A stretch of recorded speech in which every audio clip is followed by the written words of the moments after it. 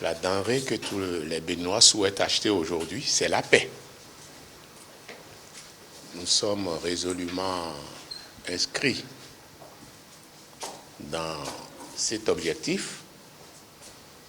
Et entre-temps, le parti Les Démocrates avait rendu une visite, avait demandé une audience au président de la République.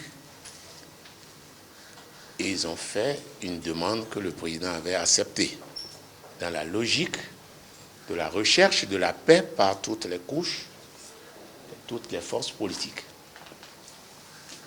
Voilà, nous avons travaillé là-dessus.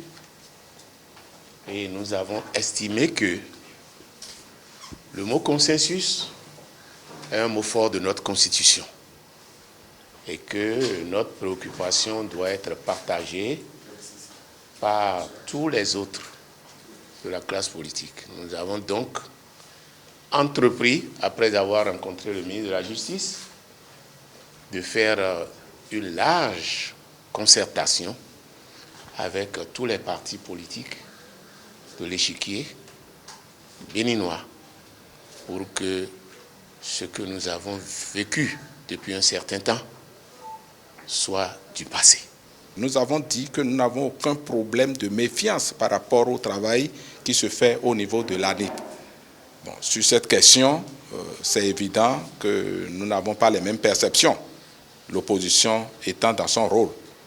Et étant entendu d'ailleurs que les forces de l'opposition ont pris l'initiative donc d'aller rencontrer le chef de l'État et ont suggéré une démarche après cela, on serait dit qu'il serait cohérent que l'opposition, les forces de l'opposition gardent la main et donc gardent donc le lead donc de leur initiative et des actions qui vont en découler. Mais c'est sous réserve que tout travail de transparence qui s'inscrit dans le cadre de la légalité républicaine, nous pourrons nous associer pour nos soucis donc de transparence, d'ouverture. Nous nous sommes écoutés. Je ne dis pas forcément nous nous sommes entendus. Nous nous sommes écoutés. Chacun va se replier pour faire les analyses nécessaires et voir comment conduire la suite. À nos amis donc, de l'opposition, nous avons dit que dans leur démarche, ils indiquent par exemple l'audit du fichier électoral. Et que notre analyse à l'Union progressiste, le renouveau, n'est pas celle-là. On ne peut pas aller auditer ce qui n'existe pas. À la date d'aujourd'hui, notre dispositif légal ne reconnaît plus aucun fichier électoral.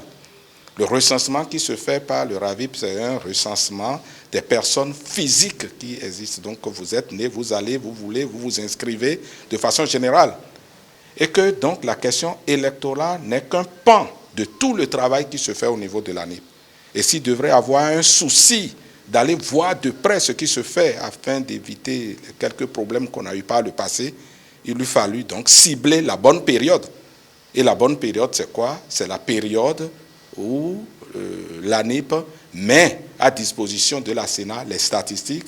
C'est la période donc et ça c'est 180 jours selon la loi, c'est la période de 120 jours où la liste électorale informatisée provisoire est extraite pour affichage et autres.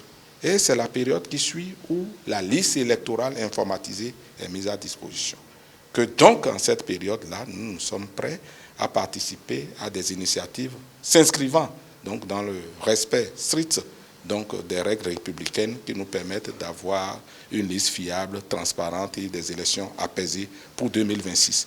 Sur cette question, on s'est entendu et nous sommes dit qu'on va garder le contact pour que le moment venu, ce qui peut être fait en lien avec l'ANIP et les autres forces concernées, que ce soit fait afin que nos élections en 2026 soient des élections apaisées.